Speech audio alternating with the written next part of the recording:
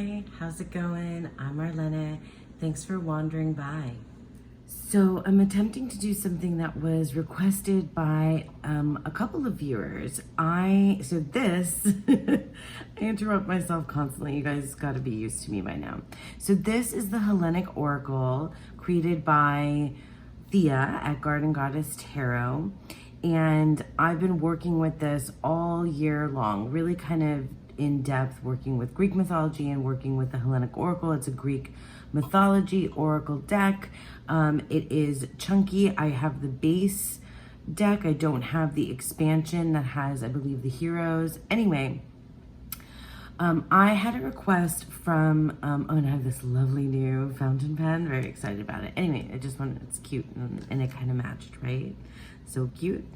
Anyway, I've had requests asking me to like explain how I read the Hellenic Oracle and how I use it, and you know how and like the cards, and to explain the cards. Now, I'm going to tell you two things. First, I'm attempting to do this, which is basically going to be me trying to boil it down to keywords, but I'll get to that.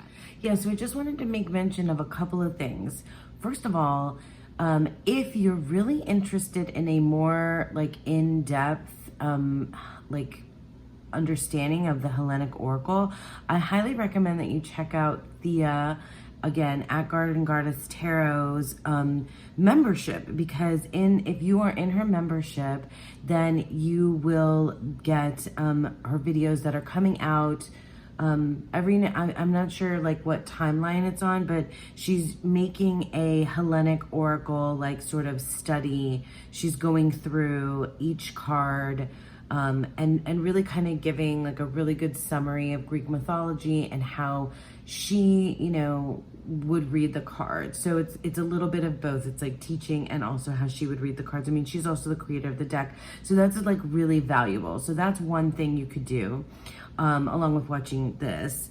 And then also Julie at Peekaboo Rose is doing her own study of the Hellenic Oracle, and she's like kind of taking her time and going through, because she's kind of revisiting Greek mythology and she's using the Hellenic Oracle as kind of a guide. And so she's going sort of like keeping her own notes, and she's made a couple of videos so far. So I'll link that. I'll link where you can get to Thea's membership as well. But you know, Julie's made a couple of videos just talking about like specific Greek myths that she was revisiting and like taking notes on and things like that. So those are a couple of really great resources as well. I'll list some of my Greek mythology resources in here as well, but what I'm doing here is a real abbreviated version, and I'm not sure that I was even really able to do it, which is assign one keyword or phrase to each of the cards in the Hellenic Oracle. Thea doesn't have keywords on this oracle for a reason, and I think it was a really good choice, because I think it left it very open and didn't box us into anything in particular. But because I've been working with the Hellenic Oracle so much, and I've also been using it for a very specific practice where it's been, it's funny to say, but it's been my loot deck in Dawn Michelle's membership. We're doing the Fellowship of the Weavers, which is a narrative tarot, guided tarot practice, and it's inspired by D&D, and there's also like you pick a loot card every week, and the Hellenic Oracle has been my loot card. So I've been really working with, when I pick that loot card, kind of just boiling down the big energy that a lot of these cards have into kind of one thing. And so because I've been working on that, I thought, okay, why don't I try, to do that for all of the cards and see if I can.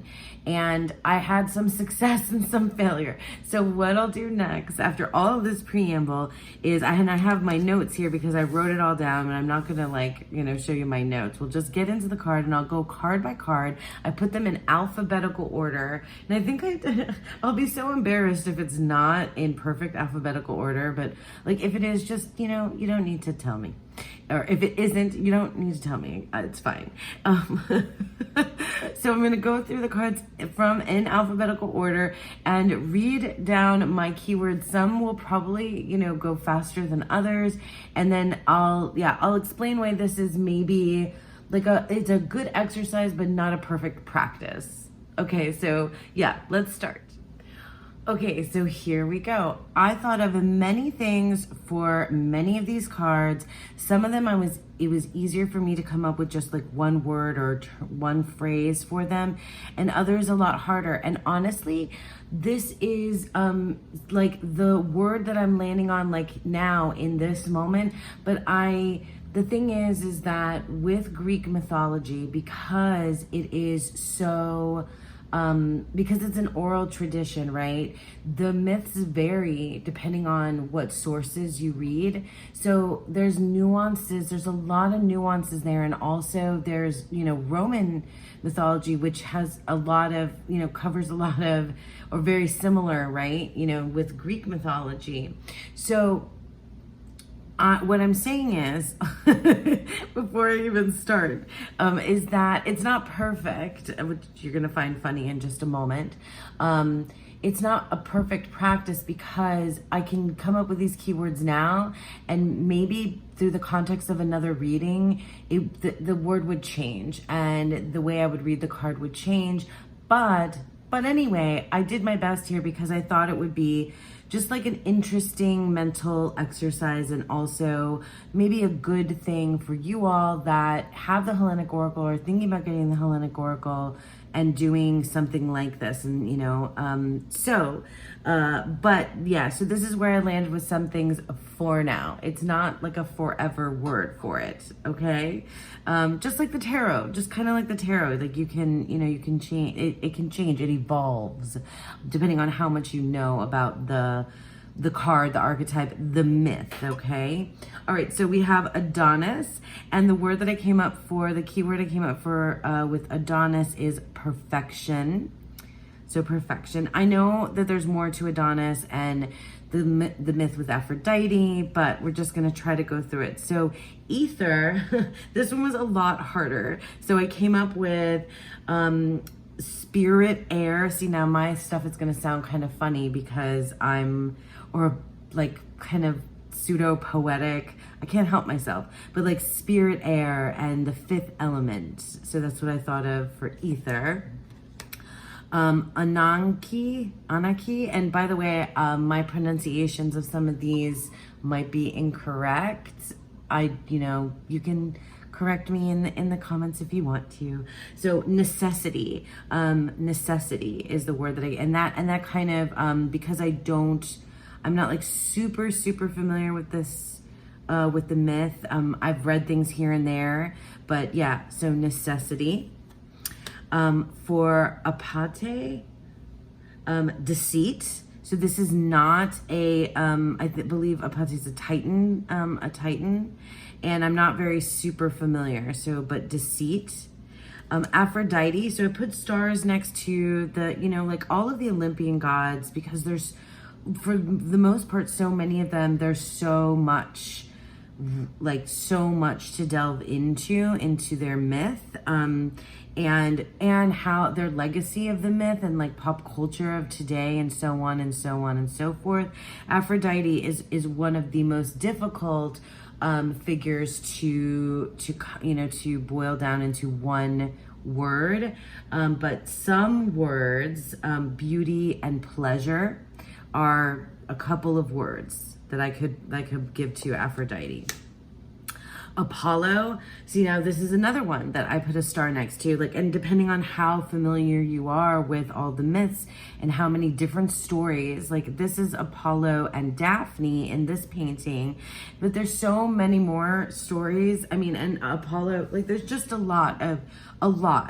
So some of the things I wrote down for Apollo is sun, but he's not, he's not the sun, he's a god of the sun. Music and dance, prophecy and truth. And those kind of go together, like music and dance, prophecy and truth. So those are some of the keywords that I would come up with for Apollo. Arachne, what did I write here? Arachne, well, and if you know the myth, then it's like, it's about punishment for hubris, and also storytelling and weaving. So those are words that I would come up with for Arachne: weaving, storytelling, punishment for hubris, right? And spider. I mean, I guess spider, is a word too. So you see how I failed with coming up with a keyword for some of these. Aries, I put a star next to Aries because there's so much to do with Aries and his relationship with Aphrodite in mythology that can play into a reading. But for Aries, the main keyword that I feel like a lot of folks would agree upon if we all sat around together and said one keyword, war would be the keyword. So that's the one I landed on. And remember, this is just an exercise and it's not like an end all be all, right? So Artemis, again, I put another star next to her, just like Apollo. But I put moon, so moon goddess. Well, also twins, I should have put that next to Apollo because twins is another key word. And then also the hunt, right? The hunt. And that's what is depicted in this scene, right? So the hunt, so Artemis. Archery, I guess, see, I could go on if you ask me. And I wrote these down just the other day. So... Okay. So Asclepius, healing and medicine. I mean, that one is a little bit more straightforward for me. And then the Asphodel Meadows. I just wrote ordinary souls. And then I can't help thinking of that. Oh my gosh, who's the band? I won't remember, but the song is Ordinary World. You guys know what I'm talking about? I'll put the band name up if I think of it, if I remember in editing. So Ordinary Souls. So it's this is the Asphodel Meadows are a part of the underworld that is for the regular folks. So Ordinary Souls. I don't know, that's just the words that I came up with. Like I said, a fun exercise, not a perfect practice. So Astraeos, stars. I mean, there's so much to go off with stars, but that's just the words I wrote down. So Astrape and Bronte, storms, thunder and lightning. Thunder and lightning, thunder and lightning. Now I feel like I'm just doing word kind of associations and maybe a little ASMR. So that's that one. Okay, so Athena, another one that like I said, some of the Titans and most definitely the Olympians, there's so much that I've read and so much that I've also listened to because I've listened to podcasts and audiobooks and and talked a lot about mythology. And Athena is a huge figure and goddess in Greek mythology. So it's really hard to boil her down to one word. But like Aries, there's one kind of word that really just over the centuries has been associated with Athena, and that's wisdom. So that's one word we could use. But Athena is very closely connected to a lot of the heroes, the way, and also for Athena and Aphrodite, the way in which they were born, so, is a big part of their mythology. And also the the Iliad, the Iliad and the Odyssey, Athena takes a role in that. And those are, I'm most familiar with with that, especially the Odyssey. Anyway, so moving along, Atlas. So Atlas, I wrote a few words, but they're all kind of in the same family. So burden, weight, to carry. There's more mythology about Atlas, but you know, and the Titanomachy. So the war of the Olympians against the Titans. So anyway, so burden, what did I say? Burden, weight, to carry. I probably should go faster. Demeter. Demeter, I feel like the Demeter and Persephone story myth is the biggest one that most people know. There is like a motherhood a motherhood idea, concept that goes along with Demeter. And a really good, like reading that myth and Demeter's role in the myth of when Persephone was kidnapped by Hades and what she did. And then, in the intervening years, I mean, what is time in Greek mythology? It's really hard to follow. But in any case, the one word that I came up with for Demeter is harvest. And I think that's one that like a lot of folks would agree on. And I don't know if that's, like why I picked the words that I picked, but anyway, Dionysus. So Dionysus I have like a very personal connection now with Dionysus and having worked with the Red Threads Tarot, but I was trying to think just for you folks, I wrote a few words. So festivity, wine, and madness.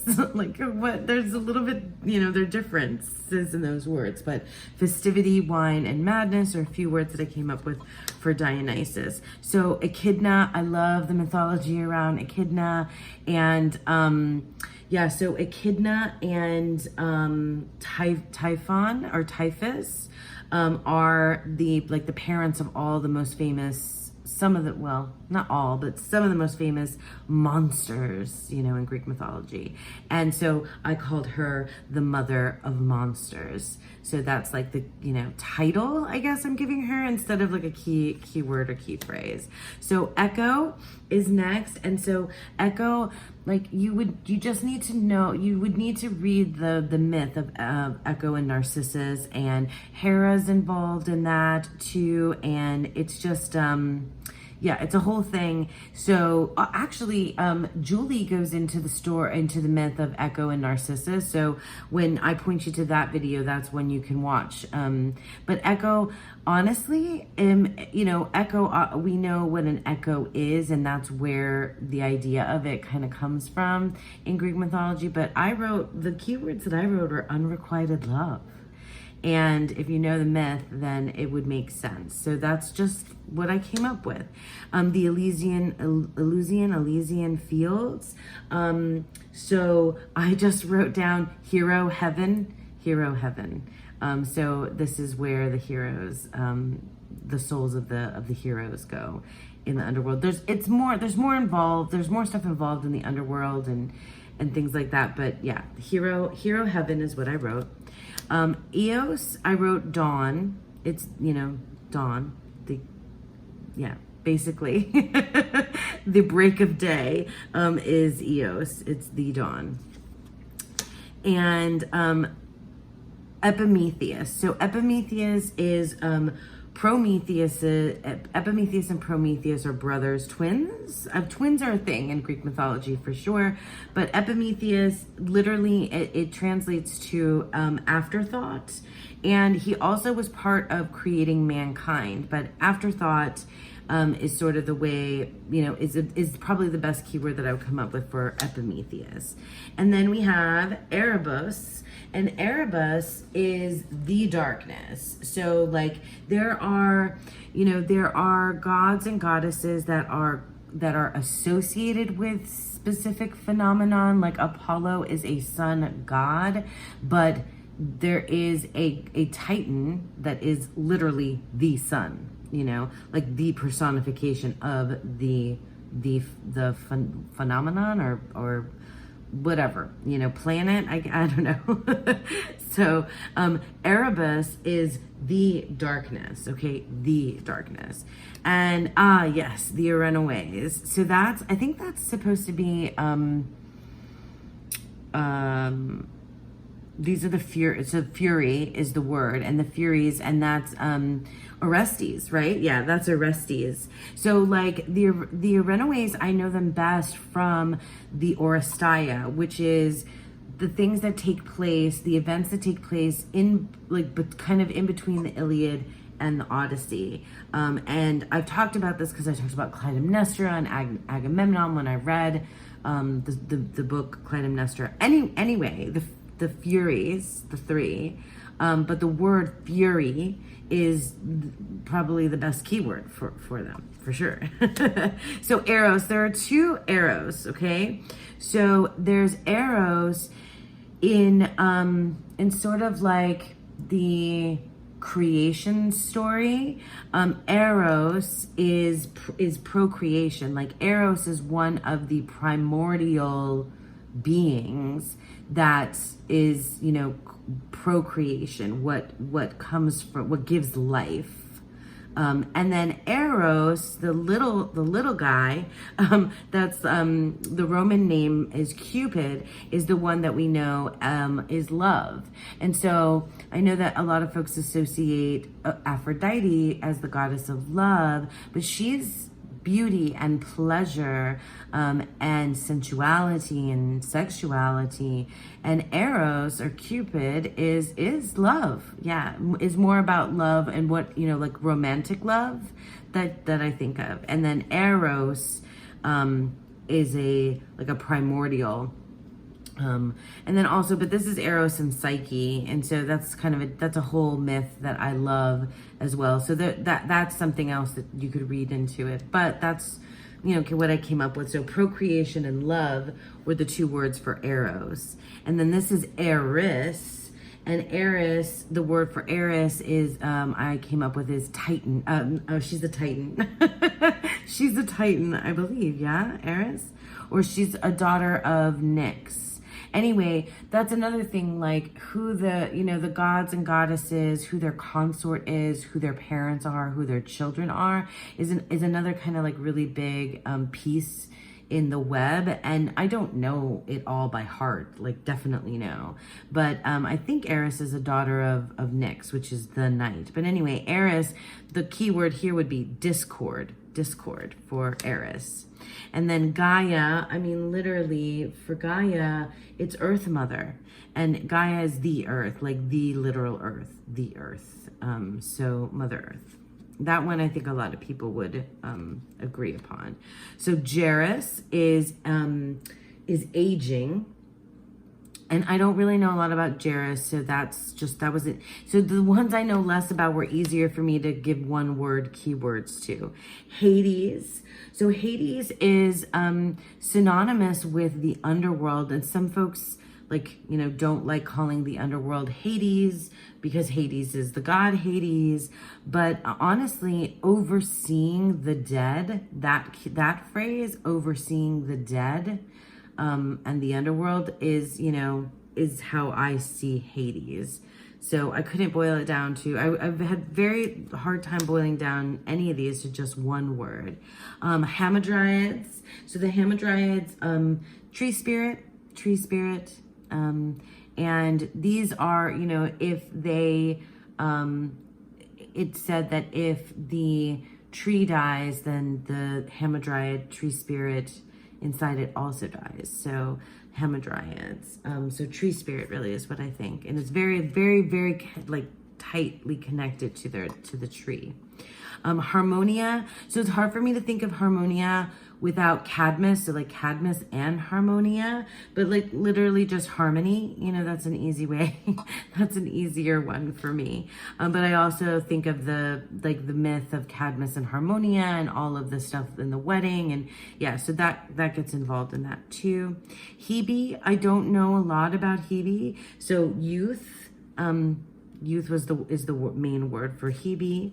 Hecate or Hecate, however you'd like to pronounce it. So magic and guide are the words. There's a lot with Hecate, a lot of mythology and about sorcery and magic, but honestly, magic is really the main word I think of, and guide, because in some myths, Hecate is the guide, Persephone's guide to and from the underworld when she passes through back and forth throughout the year for the seasons.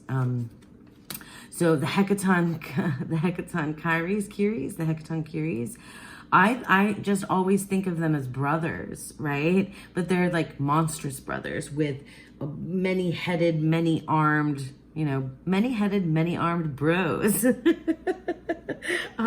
But yeah, I think of them as monsters, and I think of them as these many-headed, many-armed beasts that were trapped in Tartarus. But yeah, many-headed, many-armed, and brothers. Those are the words that usually spring to mind. And here's Helios, and Helios is the literal sun, the sun. So Hemera is the day, the literal day. And okay, so Hephaestus, I don't know. That's how I'm saying it. I have a little star next to Hephaestus. He's an Olympian god, and there's just a lot, because Hephaestus was married to Aphrodite, and there's just a lot of myths surrounding like how he got to marry Aphrodite, and his being Hera's son, and there's some myths that have him as Hera's son only without any, father or consort. I don't want to get in the weeds explaining Hephaestus too much, so I just wrote 2 words: craftsmanship and maker, because he's well known for craftsmanship of things. Hera, so here's the goddess Hera, and there's a lot about Hera.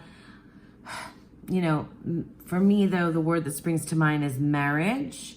The jealousy is another word that springs to mind with a lot of Hera and the mythology. It just is. Can't kind of get around that. But there's more to her. Anyway, so Heracles, Heracles is, the most famous hero. Well, Odysseus, there's, Achilles, like there's famous heroes.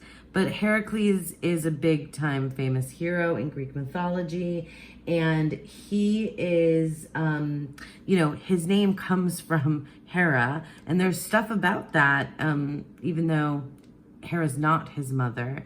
But in any case, the 12 labors is really the thing that I think of, so labors, the 12 labors, and, just everything about heroism and the hero's journey and the hero story. I mean, Odysseus is like that too, but Heracles, he's kind of more, he's maybe more original before, but what is time in Greek mythology? Like don't try to like do it try to find the linear stuff. So Hermes is another a god that I have like a very lots of personal feelings about, because he is Mercury is the ruling planet of my zodiac sign, and also just a lot of stuff with Hermes I just love.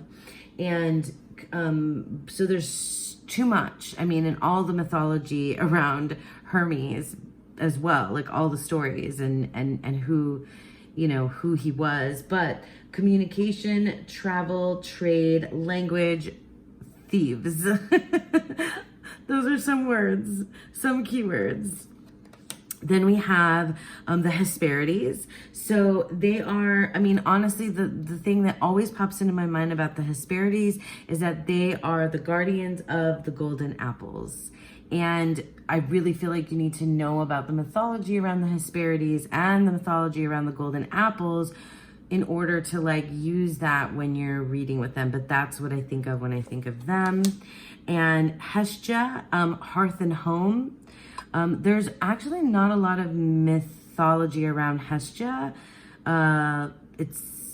She's there, but and then there's the, like that she was the firstborn, but also then the first to be regurgitated out of Kronos, or the last to be regurgitated. So she's the oldest and the youngest. Anyway, Hestia, so hearth and home. The Ori are the seasons. So the seasons. There's time kind of ideas and concepts in there too with the Ori. So seasons. Hyperion is a heavenly light. That's the word that I wrote down, heavenly light. I don't really know like the Titans and like the primordial kind of Titans and gods and goddesses. It's really more like it's like primordial, right? Or they are the literal phenomenon or the thing. So it's a lot more essential, I feel, than a lot of the Olympian gods, because there's more like human behavior in them. Hypnos is sleep. And Iepetos, I'm not sure if I'm saying that right. Iepetos, I like that though, is mortality. And I'm not super familiar with this, just from like the Hesiod's, oh my God, the theogony. So yeah. And then iris, I always think of the Spanish word for rainbows. So arcoiris is the Spanish word for rainbow. So I think of rainbows and messages for iris. Chaos, like it's hard not to just have like a, feeling about chaos because of the word and the connotations that the word chaos has today. Because so many of these words are derived from Greek. But chaos is the beginning. Chaos is the tumultuous, the all of the stuff, the beginning. Anyway, yeah. So in the beginning there was chaos. The charities, charities. I'm not sure if I just always say charities. But so the charities are joy and cheer. And three, like the three charities and the three furies and the three gorgons is another one. So three is a big thing in Greek mythology as well. Charon is the ferryman. I mean, he's got a cute butt. I always say the cute butt, point out the cute butt, thanks to Thea. And but Charon is the ferryman of on the river Styx to the underworld, right? He takes souls to the underworld. Chiron, so for Chiron is a healer and a trainer. So there's a lot of stories around Chiron with different heroes, and he's a centaur. Chiron, I know a lot about Chiron in like the source mythology material, but also in like more modern retellings, because he has a role in the Song of Achilles, which is a modern retelling that I really, really adore. But healer and trainer. Chloris, flowers. I don't know a lot about Chloris. And then this is Kronos. So there's Kronos and Cronus, or Kronos and Kronos. And there are myths that kind of unite the two beings and as the same. And then there are mythology text sources that separate the two. And here in the Hellenic Oracle, Thea has separated the two. And so this one is time, right? Literal time, the time. And then here's Circe. And Circe, I have so much about Circe because of reading Circe. And then there's a lot of mythology and kind of obscure mythology that I found out about after having read the Madeline Miller book Circe. So Circe, but the thing that I think of, the words that come out are sorcery and shape-shifting. Clymene, I'm not very familiar with, but the words that I most associate with Clymene is fame and legacy.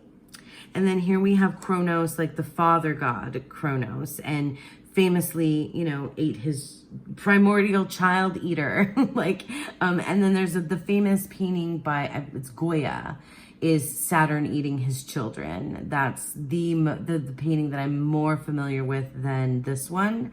And that one's, it's like grotesque, but super cool. So the Goya painting, Saturn eating his children, but Saturn and Kronos are the same, synonymous.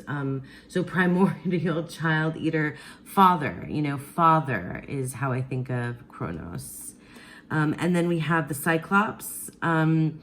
The Cyclops, you know, they're monsters, but one-eyed monsters, and I have trouble separating the Cyclops from the Cyclops in the Odyssey. You know, the one, the one in the Odyssey. Sorry, I'm laughing because of the stories. The Cyclops story is one of the funnier. I don't know if it would be considered funny in modern, you know, but I think it is, I guess. So the labyrinth, so a maze, and there's connection and like the spiral, and but I also, the labyrinth is very connected to Theseus and the Minotaur myth for me, and you know, and Daedalus, and yeah, there's just a whole, you know, the Theseus and the Minotaur story as well. But yeah, labyrinth, you know, I feel like there's many places to go if labyrinth comes up, labyrinthos. Here we have Leto. So Leto is the mother of the twin of Apollo and Artemis, and I think of motherhood and childbirth. So the Maenads are the followers of Dionysus, and so the madness is something that I think of too. There's the story. Oh, why can I think of it now? The Bacchus, yeah. The story. There's a myth. There's a wonderful. Is it a play? Yeah, I think it's got to be the play. But the Maenads, it's just a really cool myth. So it's something, you know, that you would. And it's just the value the value of a deck like this is when you have some knowledge of the Greek myths, you know, because then it's like this comes up, and the Maenads, there's so many different places to go with it when you know the story. And so it can go depending on the context, you know, and with tarot next to it. Anyway, Medusa, another figure that is a big deal to me, and it's hard to boil down into one word, because this is even Medusa before she was punished. And yeah, I mean, Medusa's story is just amazing. Like, just from how she became she was always a Gorgon, right? But then the snakes for hair, snake tail, and the turning anyone into stone thing came later. But that's what we think of. We think of the that she was punished, transforming, stone, danger, you know, and I don't know what you're made of. These are the things I wrote down, you know, what you're made of. That's another thing that I wrote for Medusa. But that, like I said, like that's just what popped up at the time. Mnemosyne.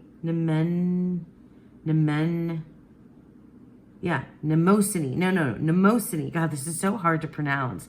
Memory. That's kind of, I don't know a lot beyond that. Memory. The Moirai. So the Moirai are the Fates, and I don't remember their names. Again, the three Moirai, and the three Gorgons, and the three Charities, and I think that the Hesperides are three as well. It depends on where you read. There could be more. But I forget their name. Clothos. Oh, one is Clothos. So one weaves, one you know, spins the wheel, one weaves, and one snips. And this is the lifetime of a human, right, is in the thread. So Morpheus's dreams. You know, and then also Morpheus from the Matrix. Come on, you gotta go there, right? I mean, I do. Mount Olympus is the home of the gods. It's the home of the gods. Like, There's more to, say about it, the home of the gods, if it comes up in a reading. And this is a perfect, depiction of it, but it's the home of the gods. And the muses, well, the muses, like, I feel like, there's 9 of them. It's inspiration. Like, the word is inspiration. But there's a lot to know about the muses and how they, sing muses of ba ba ba ba ba, right? So, but the muses, you could learn all 9 of their names, and they each have, are a muse of music, a muse of epic poetry, a muse of, lyric poetry. There's different muses, and Calliope, I think, is the first or the most well known, Calliope. Then there's Narcissus.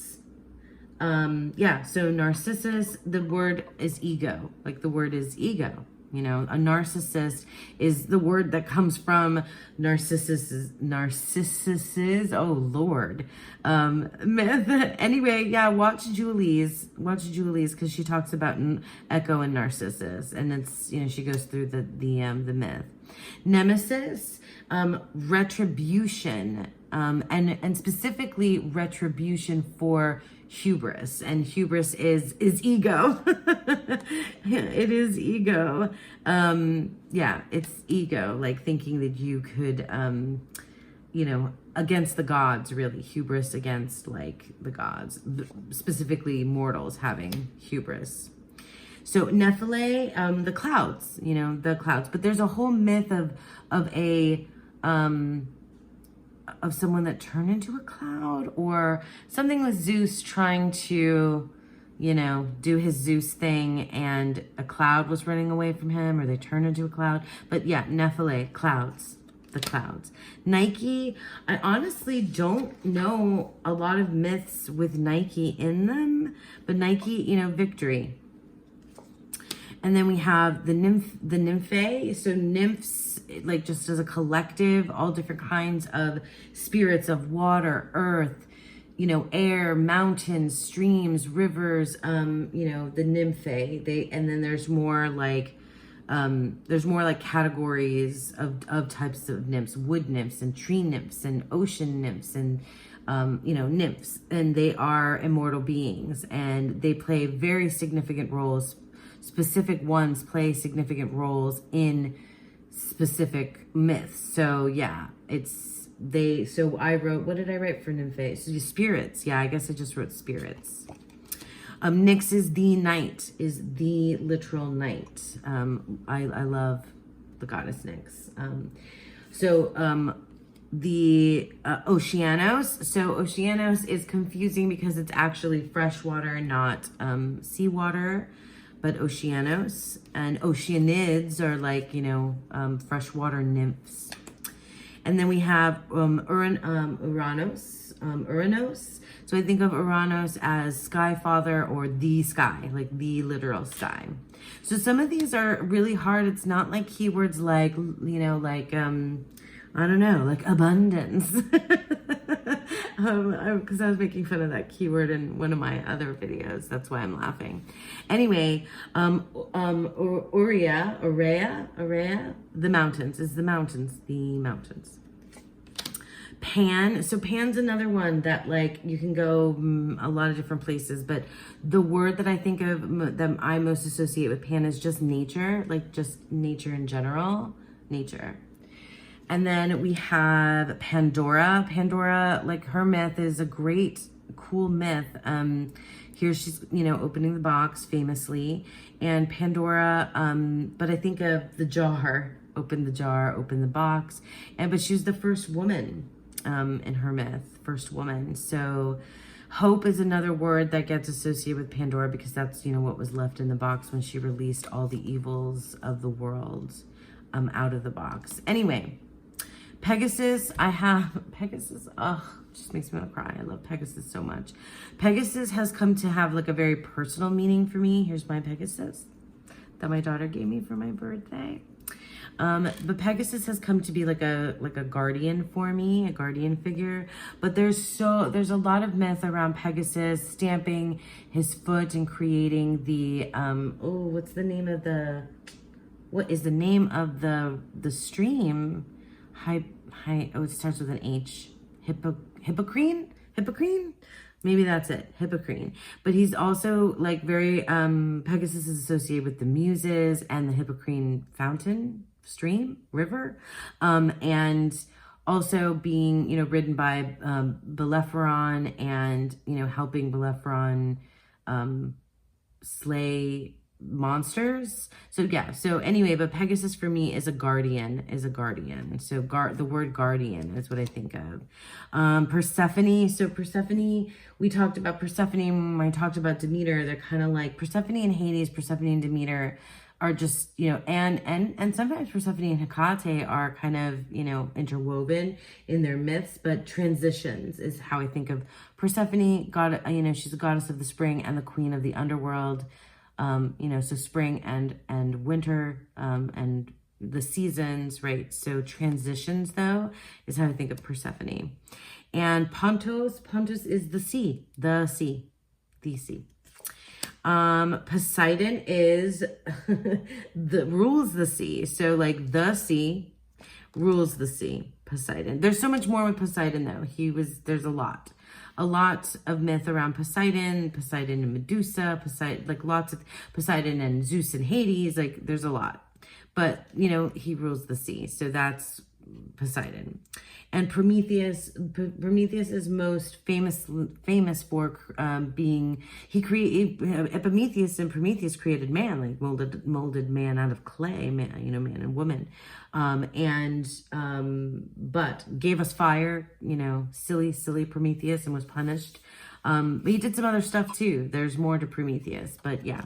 So I think I just see like how I'm not doing well with just keywords. It's sort of like created man, gave us fire. Psyche. So the myth of Eros and Psyche is one of my favorites. So I wrote down for Psyche, soul, naivete, fool. Yeah. And there's a lot to go off of with Psyche and the myth of Eros and Psyche, her sisters, and the whole thing. And going to the underworld, she's one of those that travel to the underworld. Pythia, so the oracle, Pythia, so oracle is the word, prophecy, oracle, the Pythia.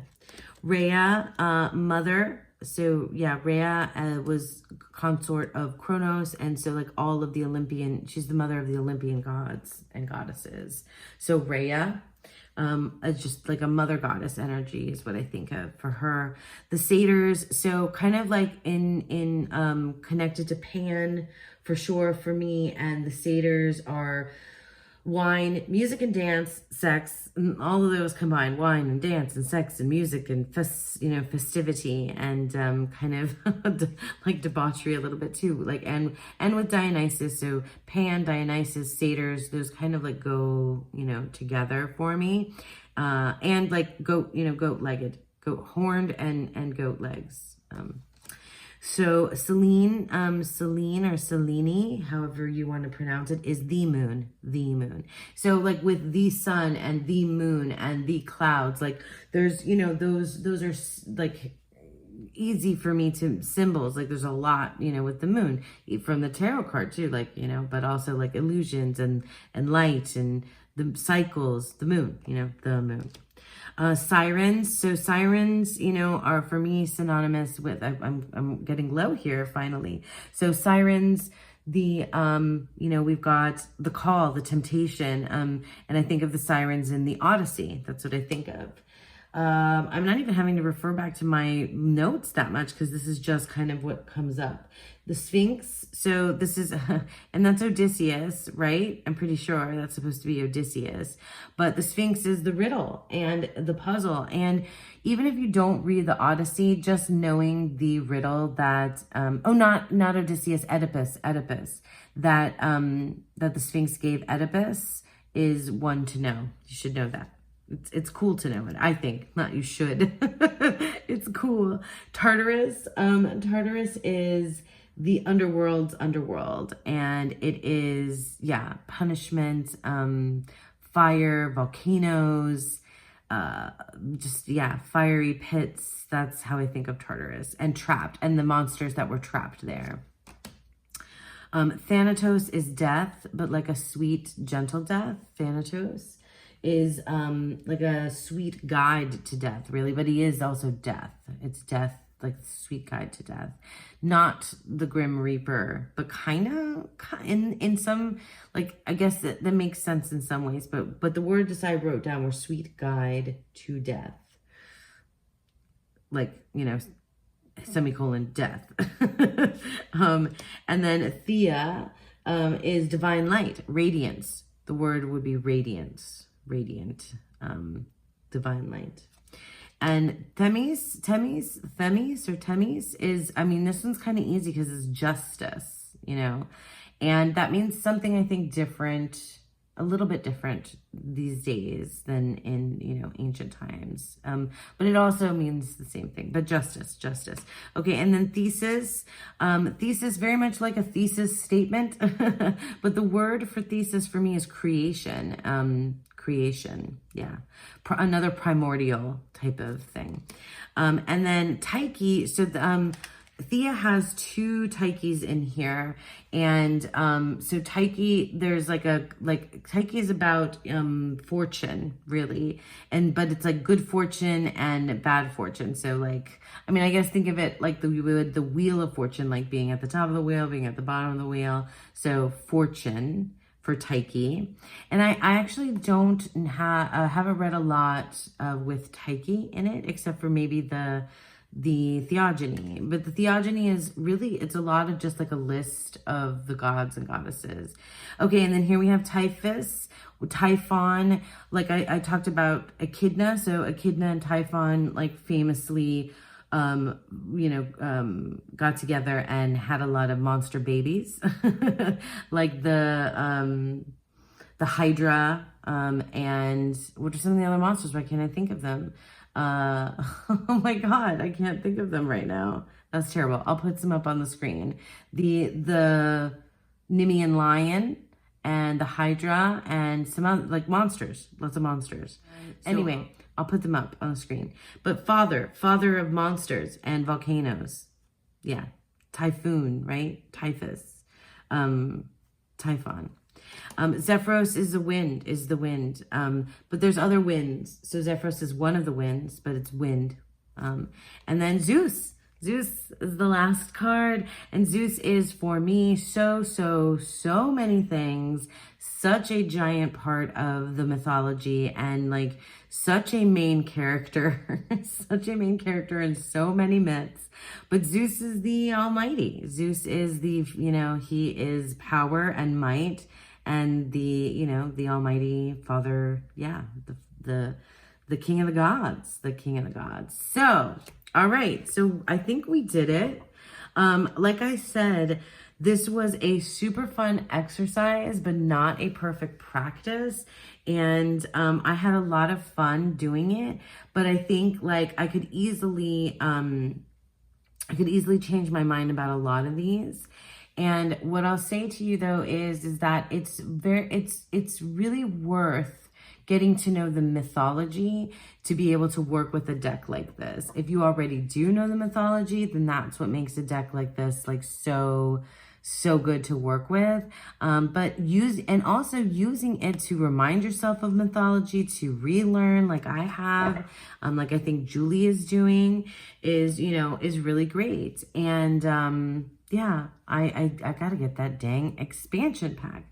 But anyway, I've been talking at you for so long. I hope that you enjoy this. I hope that that it helps you in some way to have just like some little words to riff off of for these particular mythological figures.